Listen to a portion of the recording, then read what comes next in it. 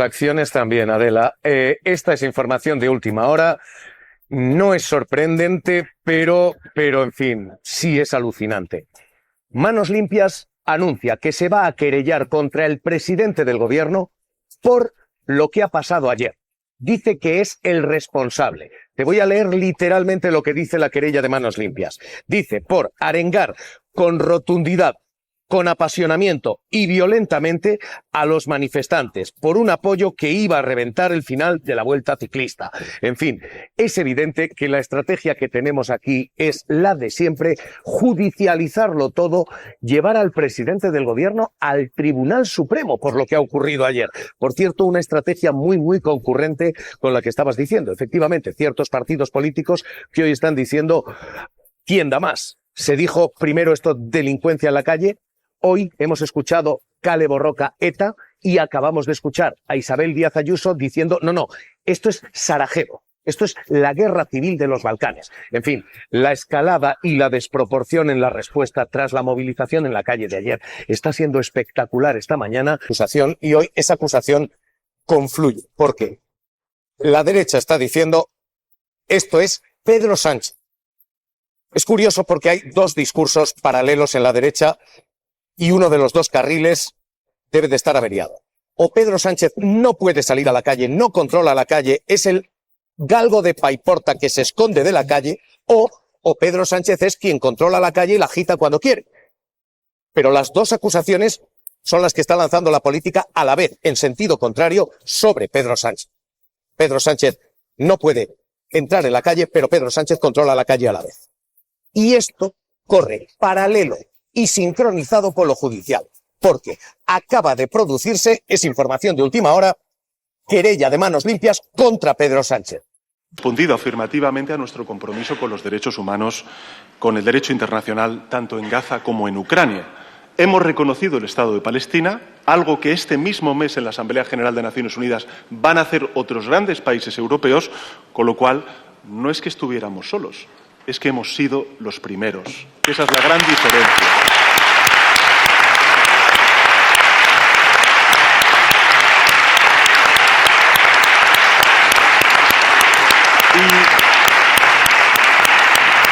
Y a este respecto me gustaría decir lo siguiente. Nosotros, por supuesto, que rechazamos siempre la violencia. Faltaría más. Lo hemos hecho siempre. Sentimos, como dije ayer, una profunda admiración y respeto por nuestros deportistas, por los ciclistas de la Vuelta Ciclista a España. Por eso se puso ayer su seguridad por delante de cualquier otra cuestión. Pero también sentimos un inmenso respeto y una profunda admiración por una sociedad civil española que se moviliza contra la injusticia y defiende su idea de forma pacífica. Y creo que el debate que se ha abierto aquí, a propósito de lo sucedido ayer en Madrid, en España, debería crecer y llegar a todos los rincones del mundo. Ya está, de hecho, sucediendo en algunas otras partes del mundo, ¿no? Hemos visto cómo gobiernos europeos están diciendo que mientras dure la barbarie, Israel no puede utilizar cualquier plataforma internacional para blanquear su presencia. Y creo que las organizaciones deportivas deben plantearse si es ético que Israel siga participando en competiciones internacionales. ¿Por qué se expulsó a Rusia tras la invasión de Ucrania y no se expulsa a Israel tras la invasión de Gaza?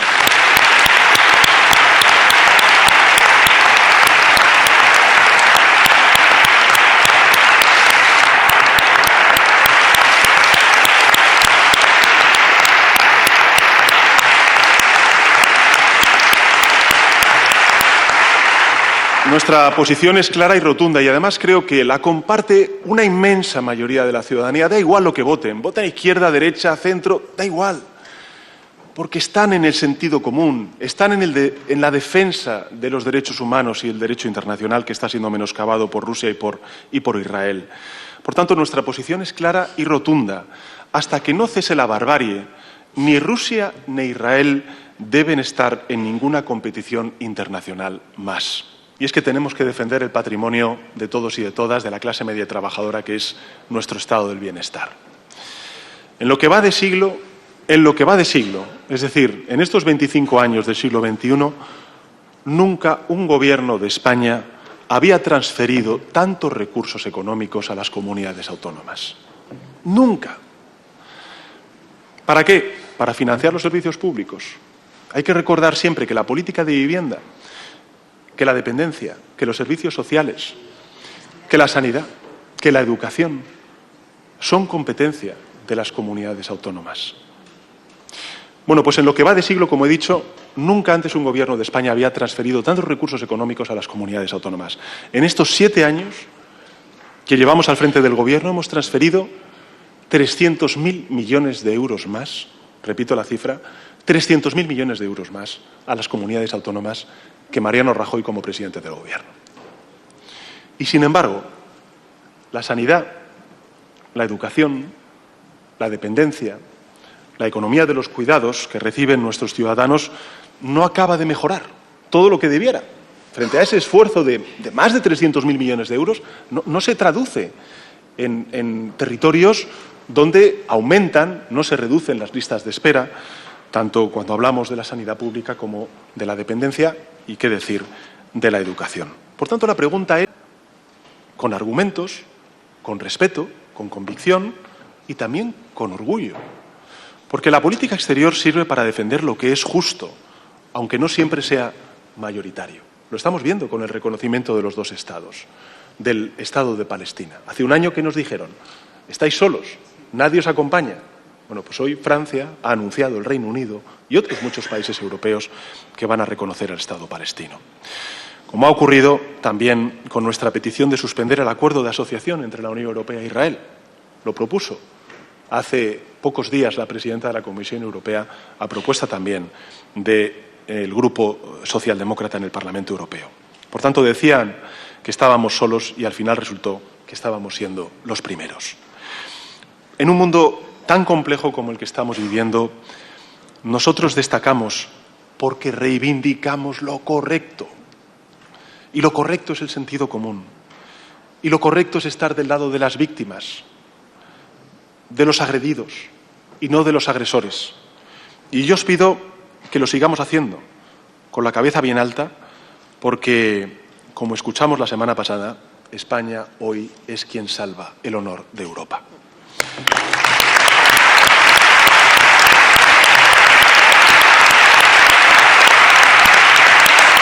Gobernar para defender el derecho internacional y los derechos humanos, gobernar, como hemos dicho en muchas ocasiones, para hacer. Nosotros estamos para hacer, no para deshacer ni desmantelar, sino para construir, para levantar, para avanzar. Eso es la esencia del socialismo democrático y de la socialdemocracia que nosotros representamos.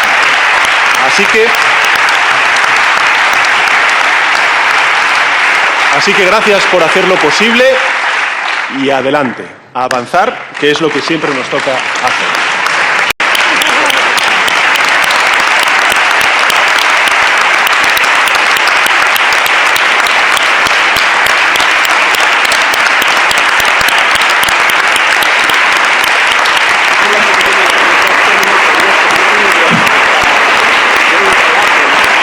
¿Qué está ocurriendo? ¿Cómo es posible que el Gobierno de España transfiera más de 300.000 millones de euros, insisto, más de 300.000 millones de euros en estos 7 años, de lo que transfería el anterior Gobierno de Mariano Rajoy, y en cambio haya un deterioro de esos servicios públicos? Bueno, pues la respuesta es muy simple y la dan los datos. Lo que está ocurriendo es que estos gobiernos de la derecha, apoyados por la ultraderecha, están usando ese dinero que les transferimos desde el Gobierno de España, no para contratar médicos, ni para modernizar sus escuelas, o para ampliar las camas de residencias de nuestros mayores. Lo están usando para privatizar esos servicios, para desviar recursos públicos a 4 grandes empresas afines y para hacer regalos fiscales a los ricos en su territorio. Os voy a dar algunos datos que yo creo que son muy ilustrativos de lo que está sucediendo en territorios importantes para nuestro país. Por ejemplo, en el que estamos, en Madrid. Fijaos, entre 2019 y 2025, el Gobierno de España ha transferido a la Comunidad de Madrid 130.000 millones de euros más. Repito la cifra, 130.000 millones de euros más, entre 2019 y 2025. Oh, perdón, no más, 130.000 millones de euros. Esto es 43.000 millones de euros adicionales respecto a lo que transfirió Mariano Rajoy. Repito la cifra porque quiero ser muy preciso en esta cuestión. 130.000 millones de euros de 2019 a 2025, es decir, 43.000 millones de euros adicionales respecto a lo que transfirió Mariano Rajoy. Bueno, ¿qué ha hecho el Gobierno de la señora Ayuso con ese dinero? Pues ha derivado menos de la mitad, en concreto el 45%, a los servicios públicos. El 45% a servicios públicos. El resto, ¿qué es lo que ha hecho?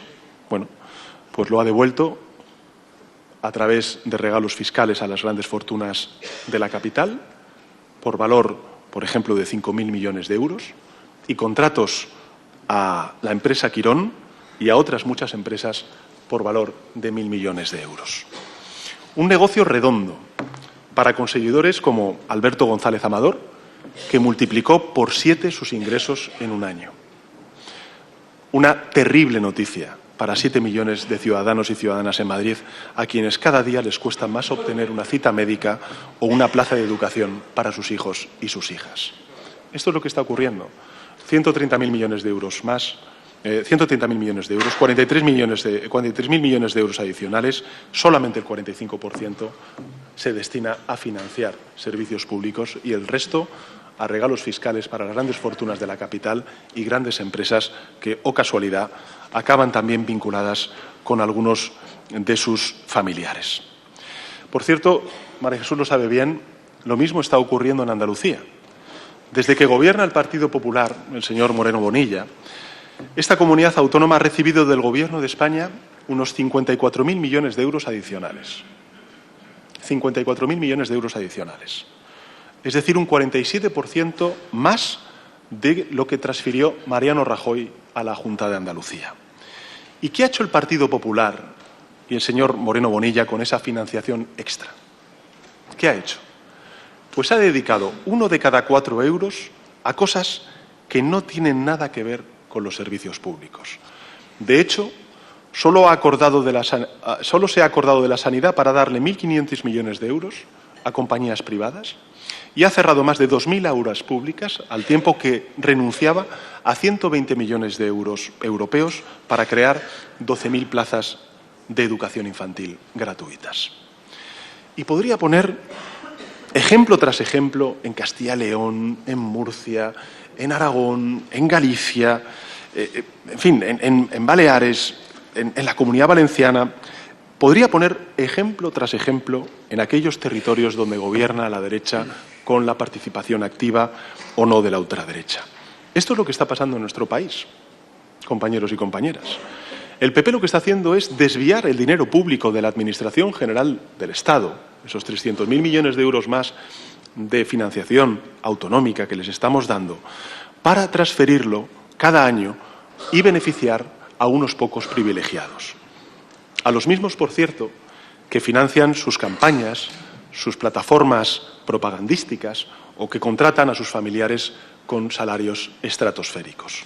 Y lo más increíble de todo esto es que, además, los presidentes del Partido Popular se permiten el lujo de rechazar una quita de casi 60.000 millones de euros que ellos mismos pedían y que les permitiría ahorrar 6.700 millones de euros al año en intereses. Para que os hagáis una idea, 1.000 millones de euros más de lo que dedican al año todas las comunidades del Partido Popular a financiar sus universidades públicas. Eso es a lo que están renunciando. En fin, yo os pido que denunciéis estos hechos, que combatáis este ataque sin precedentes al estado del bienestar, que es al final la lucha por la igualdad, aquí y en vuestros territorios, y que entre todos encontremos también las formas y los apoyos necesarios para frenar el desmantelamiento del estado del bienestar, denunciar a quienes quieren convertir los derechos de la mayoría en mercancías para el negocio de unos pocos. No sé si habéis visto en los medios de comunicación un informe de una universidad, de la Universidad de Mannheim, que dice que los eventos climáticos de este verano han causado un coste de 12.000 millones de euros en nuestro país. 12.000 millones de euros. En definitiva, me lo habéis escuchado decir en muchas ocasiones, el cambio climático no es, como dice la oposición, ¿no?, un invento de los comunistas ni de los rojos, tampoco es una estafa de las ONGs globalistas, como dice Abascal, es una realidad, por desgracia, comprobada por la ciencia, que ya está aquí, en nuestros campos, en nuestros pueblos, en nuestras ciudades, amenazando industrias enteras, exacerbando la desigualdad, causando daños multimillonarios y matando, por desgracia, a miles de personas cada año, también en nuestro país. Por tanto, esta no es una cuestión de siglas, es una cuestión de vidas, el tener gobiernos comprometidos frente a la emergencia climática. Nosotros llevamos haciéndolo desde el año 2018. Lo sabe bien Cristina. Hemos incrementado en más de 30.000 millones de euros los recursos que el Estado, la Administración General del Estado, dedica a la transición verde. Y hemos convertido a España, con mucho orgullo, en un referente global en energías renovables, transporte público, agricultura ecológica, hidrógeno verde, gestión del agua, entre otras muchas cosas. Es evidente que sabemos que no es suficiente. Por eso, pues estamos proponiendo a los grupos parlamentarios, a los gobiernos autonómicos, a los gobiernos locales, al conjunto de la ciudadanía, también a las empresas y a los trabajadores, un pacto de Estado frente a la emergencia climática con 10 medidas concretas que necesitamos para prevenir, para gestionar y para reconstruir también todos aquellos lugares afectados por esta emergencia climática. Porque este verano pues hemos sufrido las mayores olas de calor, los incendios más destructivos desde que hay registro histórico. Pero es que este otoño podríamos sufrir de nuevo danas, como las que sufrimos en Castilla-La Mancha, en la Comunidad Valenciana y en Murcia y en Andalucía durante el año pasado. También inundaciones, y este invierno podemos sufrir de nuevo granizadas, tormentas de nieve más extremas, como por ejemplo la que se sufrió en buena parte de nuestro país, la llamada Filomena. Por eso tenemos que reaccionar. Y tenemos que hacerlo sin cálculo electoral, sin debates absurdos, negando lo evidente, y es el cambio climático, con seriedad, con responsabilidad. Nosotros somos el gobierno de la gente pide soluciones, pide acuerdos, y es lo que vamos a pedir y exigir también al resto de la ciudadanía. Hay muchos partidos políticos, entidades empresariales, organizaciones sindicales, también de la sociedad civil, que comparten nuestra visión. Hay una amplia mayoría de la ciudadanía también, gente conservadora que es consciente del mundo que les estamos legando a nuestros jóvenes, y por eso han expresado ya su apoyo al Pacto de Estado frente a la emergencia climática. Es cierto también que hay otros partidos políticos, el Partido Popular y Vox, que o bien no niegan la evidencia científica abiertamente, pero actúan como si no existiera esa evidencia científica, ¿no? Hemos visto, por ejemplo, a la señora Ayuso, a la presidenta de la Comunidad Autónoma, decir que el problema del calentamiento global se arregla poniendo un geranio en cada balcón de nuestras ciudades. Frivoliza con una evidencia científica, con una emergencia como es la emergencia climática, que lo que hace es matar a mucha gente también en la Comunidad de Madrid, cuando hablamos, por ejemplo, de las olas de calor o de la calidad del aire en nuestro país. Hemos visto también al señor Feijóo, al jefe de la oposición, decir que el de los incendios de sexta generación se resuelve, ojalá fuera así, de sencillo, poniéndole una pulsera de geolocalización a los pirómanos, a pesar de que los pirómanos solo causan el 3% de los fuegos. En fin, no quiero mencionar a Abascal, que claramente está en el terraplanismo político también cuando hablamos de la emergencia climática. Y yo sé, además, que todas estas afirmaciones y todos estos posicionamientos políticos indignan a mucha gente en nuestro país. Y por eso os pido que nosotros sigamos haciendo pedagogía, sigamos defendiendo el sentido común, que llevemos hasta los parlamentarios del Partido Popular y de Vox la voz de la gente que es consciente, porque lo ha vivido en primera persona, de los efectos tan dramáticos de la emergencia climática, de aquellos que sufren en primera línea los estragos de la emergencia climática, de los bomberos forestales, de nuestras Fuerzas Armadas, de la UME, por ejemplo, o de los agricultores en Andalucía, o de los vecinos y vecinas de muchas de las pequeñas localidades en Galicia o de Castilla y León. Insistirles de la misma forma que tuvimos que insistir para convencerles de que había que limitar la ingesta de alcohol al volante el humo de los cigarrillos en los bares o la paridad de hombres y mujeres en las listas electorales. Insistidles porque estoy convencido de que el futuro acabará dando la razón a aquellos que estamos del lado de la razón. Pero sobre todo, hacía años que España no usaba su peso internacional para defender lo correcto. Porque yo os pregunto, nos pregunto, ¿no? ¿De qué sirve tener voz si uno se limita a repetir lo que dicen otros? ¿De qué sirve? Para practicar el seguidismo que reclama, por cierto, la oposición, ya sea el PP o Vox, no hace falta tener una política exterior fuerte. No hace falta ni tan siquiera salir de Madrid, como hacía el señor Rajoy. Lo del señor Aznar es otro cuento, es otra historia, ¿eh? No hay más que ver las fotos con los pies encima de la mesa para saber dónde nos metió el señor Aznar y dónde estamos hoy. Esa es la gran diferencia. Tener voz propia.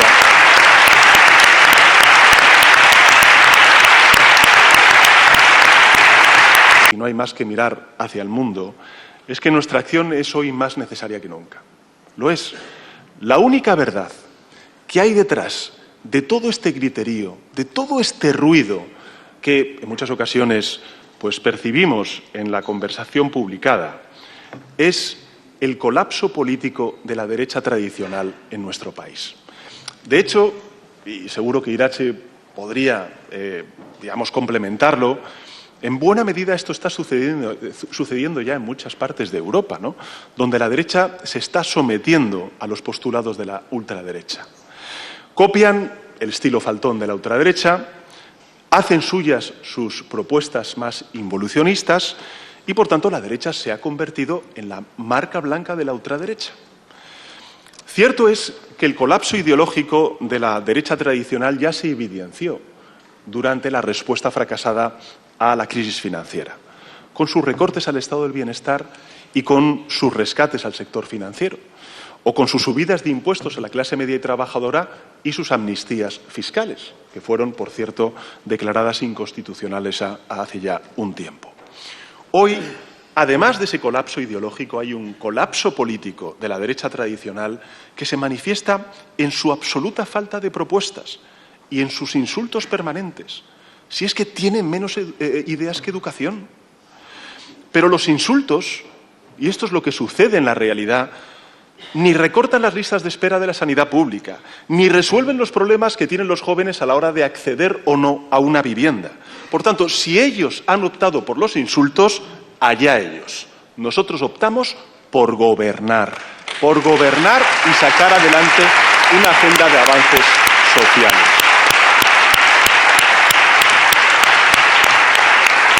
Por tanto, primero de los argumentos, esa constante en nuestra acción política. En segundo lugar, el colapso político de una derecha tradicional que ha decidido mimetizarse con la ultraderecha, en el fondo y en la forma. Y finalmente, la tercera razón es que, esta acción de gobierno le está sentando, pero que muy bien a España. Pero que muy bien. Nuestro país representa el 40% del total del crecimiento económico de la zona euro. Tenemos más de 22 millones de personas ocupadas en nuestro país. Lo nunca visto. Casi 4 millones de empleos se han creado desde el año de la pandemia en el año 2020. Y al tiempo estamos reduciendo las emisiones de gases de efecto invernadero como consecuencia de nuestro compromiso frente al cambio climático. Estamos acortando la desigualdad, que sigue siendo uno de los principales problemas en nuestro país, si no el principal. Elevamos el salario mínimo interprofesional, elevamos también las pensiones y estamos, por cierto, hoy salía en los diarios económicos, aumentando el Fondo de Reserva de la Seguridad Social, es decir, la hucha de las pensiones que esquilmó la derecha cuando gobernaba. Por tanto, España funciona. Y funciona gracias a las recetas socialdemócratas. Por eso, cuando vamos fuera de España, hay mucha gente que pregunta cómo es posible que esté sucediendo en un contexto tan complejo como el que está viviendo Europa y el mundo, cómo es posible que España esté funcionando como está funcionando. Mirad, somos, y tenemos que decirlo con orgullo, somos los primeros representantes de una socialdemocracia renovada que sí o sí se va a abrir camino en Europa durante los próximos tiempos. De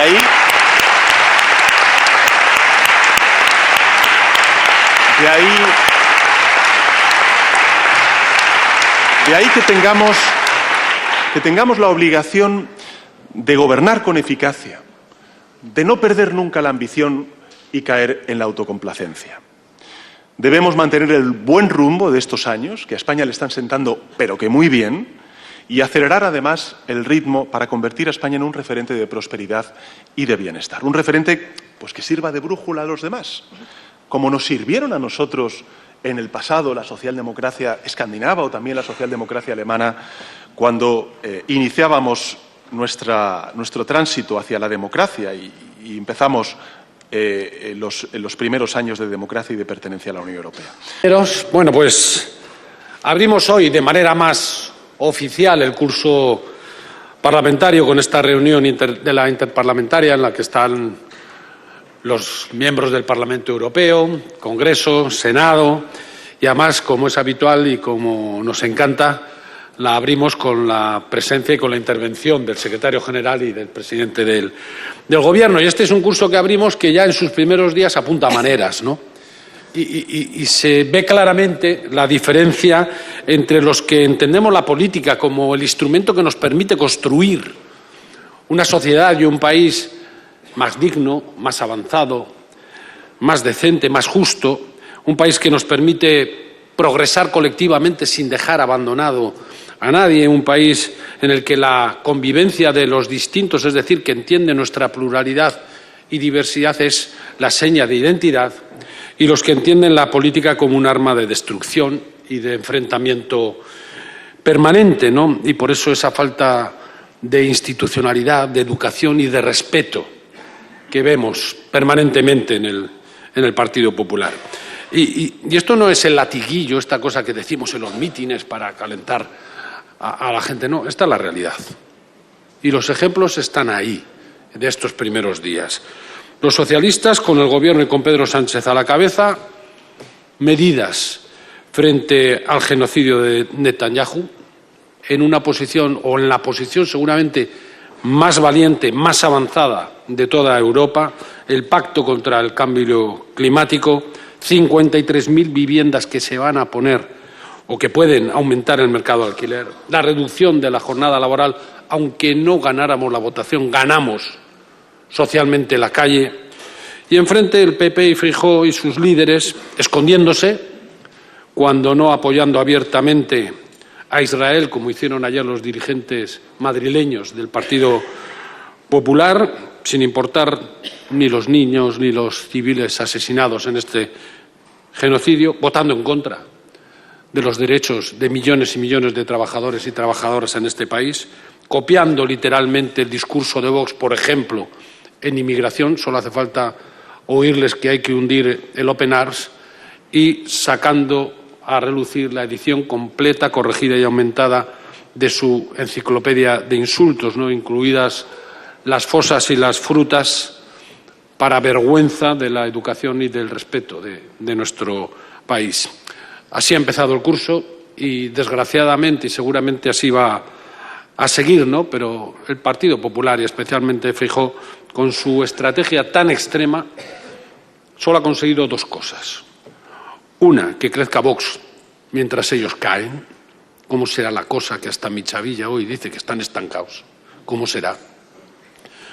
Y la otra cosa que han conseguido es que en la mayoría silenciosa se genere toda una ola que en buena parte puede ser hasta por reacción ante la barbaridad de esta estrategia del PP, de solidaridad, de cercanía y de apoyo a los socialistas y especialmente a Pedro Sánchez, que seguro que todos lo notamos ya en la calle y que lo vamos a notar también en las urnas, primero en Castilla y León, después en Andalucía y después en toda España. Así que, presidente, aquí tienes al mejor grupo del mundo, como siempre digo, dispuesto a seguir construyendo un país más digno, a seguir peleando por lo que es justo, a seguir dignificando la política y a seguirte hasta la victoria.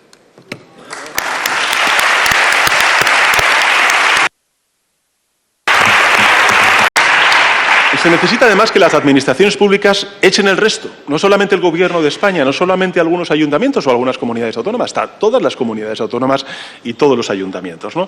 Sucede una cosa bien interesante en este país, ¿no? Y es que si el Gobierno de España ofrece una quita de la deuda a las comunidades autónomas del PP dicen que no la quieren.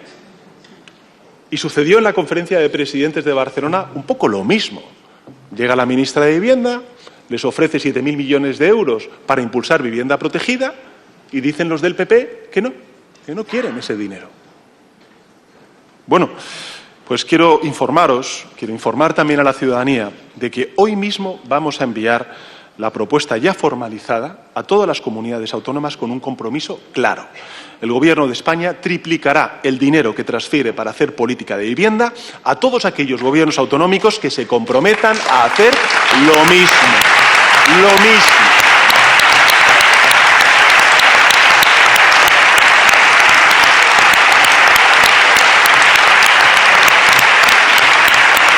Y hay más.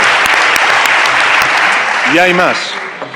Os anuncio que, gracias al impulso y al liderazgo de la ministra de Vivienda, de Isabel, el Gobierno va a poner en marcha 3 nuevas medidas destinadas a mejorar el acceso a la vivienda de los jóvenes. De los jóvenes. La primera, vamos a crear una nueva ayuda de alquiler con opción a compra de casi 30.000 euros para que los jóvenes puedan residir durante años en una vivienda con protección permanente y terminen adquiriéndola.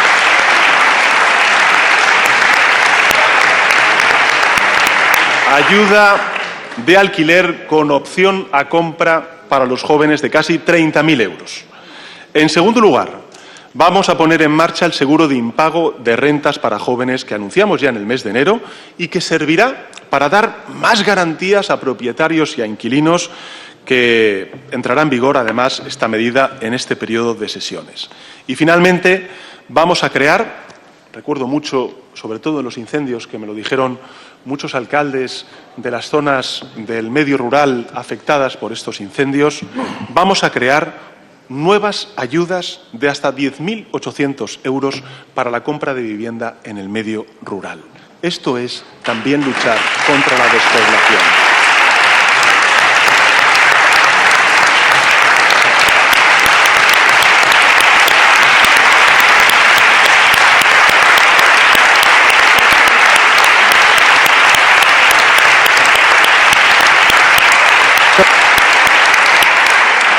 Sabemos que el problema aún está por resolverse, que hay que hacer más, que se necesita que las empresas pongan de su parte, que cumplan también con la ley, y por eso, pues hoy mismo vamos a exigir, como anuncié ayer en Málaga, a las plataformas de alquiler vacacional que eliminen de su web 53.000 pisos turísticos que no cumplen con la legislación, para que todas esas casas vayan a parar a la gente que las necesita para vivir gracias al alquiler residencial. Y se necesita además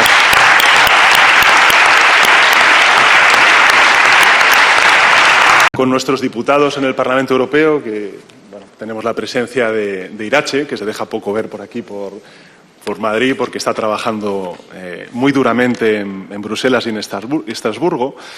Nuestros diputados, como decía, del Parlamento Europeo, que velan por la decencia de Europa. La semana pasada lo hicieron al abogar por la suspensión del acuerdo entre la Unión Europea y Israel mientras dure esta barbarie. Con nuestros senadores y senadoras, Juan, que promovéis debates territoriales, donde corresponde, que es en la Cámara Territorial, una Cámara, por desgracia, hoy desnaturalizada y puesta al servicio de la mayoría absoluta del Partido Popular, ¿no? Muchas veces cuando se escucha esto de que se colonizan, se instrumentalizan las instituciones, bueno, no hay un ejemplo más palmario que el Senado para ver efectivamente qué es lo que hace el Partido Popular cuando tiene ocasión y oportunidad de instrumentalizar las instituciones de todos. Y, por supuesto, con nuestros diputados y diputadas del Congreso, que os dejáis la piel, me consta, en cada votación, en comisión y en el Pleno, para sacar adelante avances sociales para la mayoría de la gente. Yo siempre pongo en valor el trabajo de todos los ministros y ministras, sin duda alguna también de nuestro querido Félix, pero quisiera también reconocer el trabajo de Rafa Simancas, que lleva mucho tiempo al frente de las relaciones con los grupos parlamentarios, ¿no?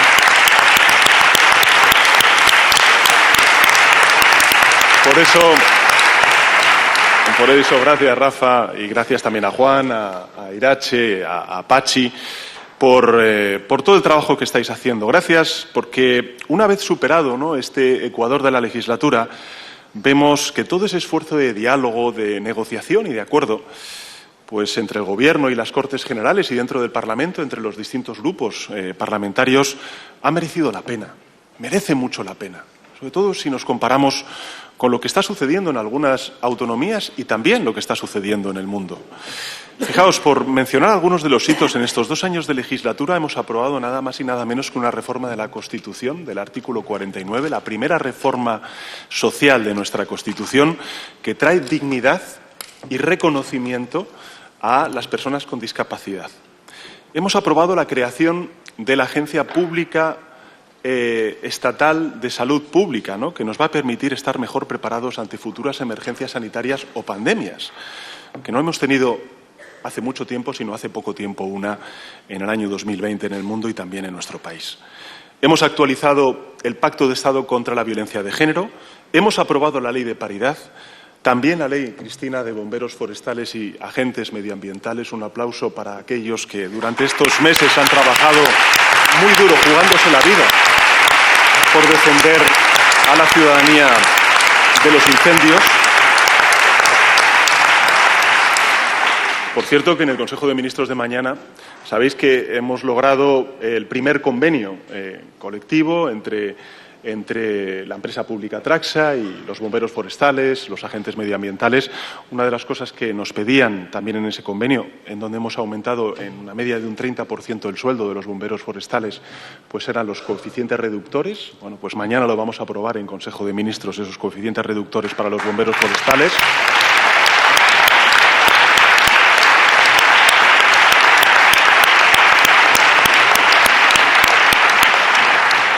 Hemos ampliado los permisos paternales, mejorado las prestaciones por desempleo.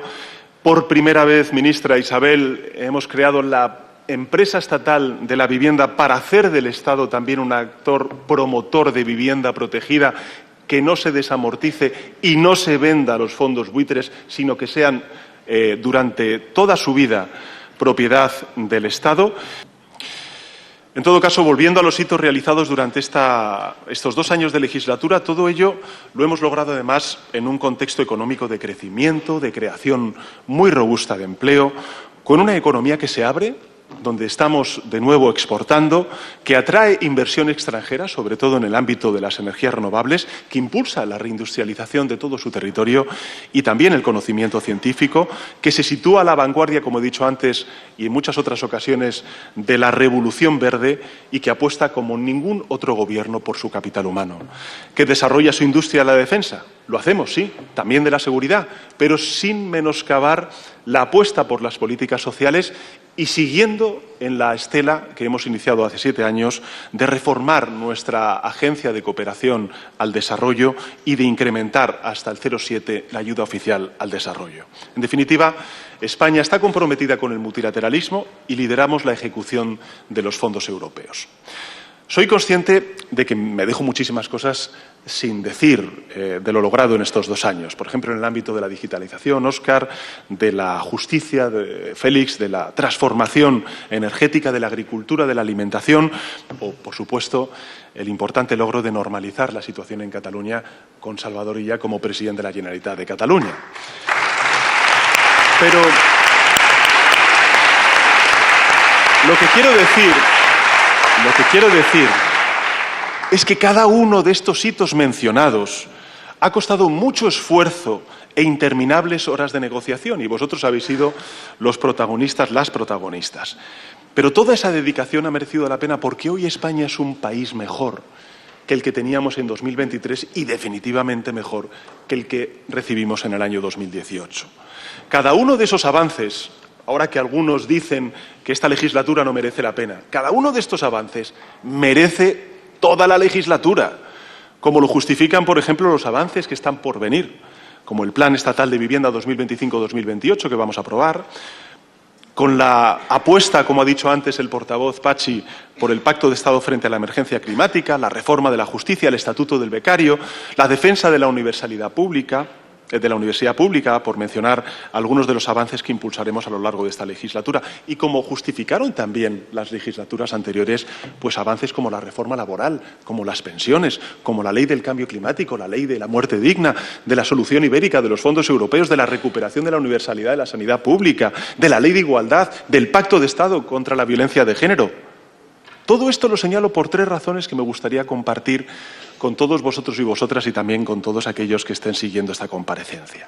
La primera de las razones por las cuales subrayo todo esto es porque hay una constante en nuestra acción de gobierno, que es el avance social, el ir siempre hacia adelante. Mirad, a la ley de igualdad salarial que aprobamos durante la pasada legislatura le sucedió la ley de paridad que aprobamos esta legislatura. Al Pacto de Estado contra la Violencia de Género de la pasada legislatura le sucedieron la actualización ante nuevas violencias que están sufriendo las mujeres, o como vendrán también con las leyes contra la violencia vicaria y la abolición de la prostitución. A la reforma laboral le sucedió la reducción de la jornada laboral. A la declaración de emergencia climática que aprobamos en el año 2018 le siguió la primera ley de lucha contra el cambio climático en la pasada legislatura, el impulso a las energías renovables y ahora el Pacto de Estado frente a la emergencia climática que estamos defendiendo. Algunas de estas medidas saldrán, otras no serán aún, y subrayo, aún aprobadas, pero no os quepa duda, van a salir adelante en el futuro. Y os lo digo porque frente a todas las zancadillas que nos traten de poner, antes o después, este grupo, el Grupo Parlamentario Socialista, hará realidad muchas de estas demandas que, como decía antes el portavoz, están en la calle y se sustanciarán y materializarán también en las Cortes Generales. Por tanto, nos toca a nosotros inspirar a otros, ser la luz en un tiempo oscuro. Eso es lo que le corresponde a la socialdemocracia española.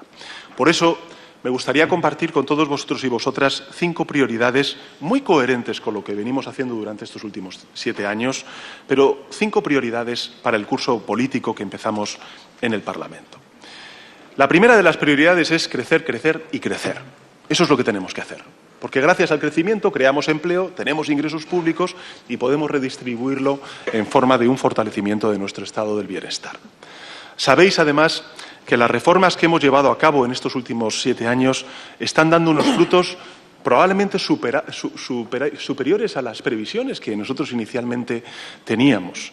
Que España es, a día de hoy, la gran economía de la Unión Europea que más crece, la que más empleo crea y la 4ª que más reduce su deuda pública.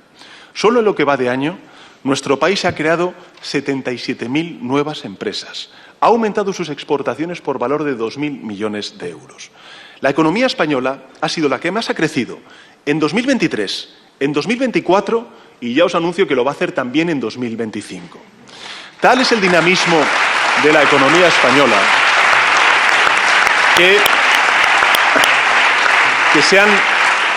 se han superado todas las previsiones realizadas y por eso pues quiero anunciar también a los españoles y españolas una extraordinaria noticia, ¿no? Y es que mañana en el Consejo de Ministros, en la revisión del cuadro macroeconómico, vamos a elevar las previsiones de crecimiento económico para el año 2025. Así que todo un éxito de país. Y hay que agradecérselo a las empresas, a los trabajadores, a las familias, en definitiva, a todo el país, por nuestro gran desempeño que no tiene parangón en Europa. En todo caso, somos muy conscientes de que lo más relevante es que este dinamismo económico se traslade a una mejora de la calidad de vida de nuestros conciudadanos, sobre todo de aquellos que más necesitan del apoyo de lo público, de la clase media, de la clase trabajadora. Y fijaos, desde que llegamos al Gobierno, hemos conseguido que el poder adquisitivo de nuestros hogares aumente 10 puntos porcentuales por encima de la inflación. Cuando se dice que no se ha recuperado poder adquisitivo, no es cierto, 10 puntos por encima de la inflación. En todo caso, es evidente que tenemos que continuar haciendo mucho porque la desigualdad y la pobreza afectan a muchas capas de la población española. Estos son los datos. España prospera Los españoles prosperan con ella, pero en todo caso todavía queda muchísimo trabajo por hacer. Desde luego, no estamos en declive, como dice, en fin, los apocalipsis o los profetas del apocalipsis, ¿no? Cuando dicen, por ejemplo, que estamos en declive o que hoy en España hay más pobres que cuando gobernaba la derecha, no es cierto. Hoy hay 200.000 personas menos viviendo en riesgo de pobreza que cuando gobernaba la derecha, gracias a las políticas públicas, por ejemplo, el ingreso mínimo vital o la recuperación de la universalidad de la sanidad pública. Siendo que no hay un solo vídeo de este gobierno, 2.500 millones de euros, más de un 80% de lo que se invertía cuando gobernaba el Partido Popular allá en el año 2018. Por tanto, queda mucho por hacer, pero también es cierto que sin caer en la autocomplacencia hemos hecho mucho en favor de reducir la desigualdad, que es el principal problema de nuestro país. Nos queda muchísimo por hacer, entre otras razones porque venimos de muy atrás y también porque aspiramos a llegar muy lejos. Por eso, pues tenemos que seguir aumentando el salario mínimo interprofesional, tenemos que seguir revalorizando las pensiones, aunque eso ya está garantizado por ley, tenemos que seguir reforzando las prestaciones sociales. En fin, aunque la derecha y la ultraderecha se opongan, tenemos que seguir haciéndolo, tenemos que seguir incentivando o exigiendo a las empresas que suban sus salarios cuando también suben sus beneficios, y si no, que se mire el IBEX. Se mire el IBEX.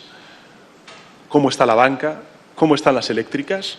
¿Cómo están, en fin, las grandes fortunas? Este Gobierno es el que ha aprobado un impuesto a la banca y un impuesto a las grandes fortunas para caminar en beneficio de esa justicia fiscal, pero tenemos el principal problema para muchísimas familias, particularmente para los jóvenes, que seguir resolviendo, que seguir comprometiéndonos, como es la vivienda. Por eso quiero que pongamos en nuestra agenda como segunda prioridad el acceso a la vivienda, sobre todo y particularmente de la gente. Es verdad que lo estamos viendo en la práctica totalidad de los países de nuestro entorno. Ayer o antes de ayer leía un artículo del alcalde de Barcelona que, junto con otros muchos alcaldes, el de Roma, la alcaldesa de París, está impulsando a nivel europeo un mayor compromiso por parte del Gobierno europeo, que es la Comisión Europea, en las políticas de vivienda, y ahí va a estar también el grupo de los socialistas europeos, junto con el Gobierno de España y la mayoría parlamentaria que nosotros representamos. Es verdad que hay una crisis de vivienda que necesita del aporte de lo público. Sabéis que este es un problema complejo para el que no existen atajos y que la responsabilidad es compartida de todas las administraciones, de los ayuntamientos en la planificación urbana y también, lógicamente, de las comunidades autónomas, pero también sabéis que no vamos a usar nada de esa complejidad y ese compartir competencias como excusa, y que vamos a hacer todo lo que está en nuestra mano para poder resolver esta grave cuestión que afecta a muchísima gente en nuestro país.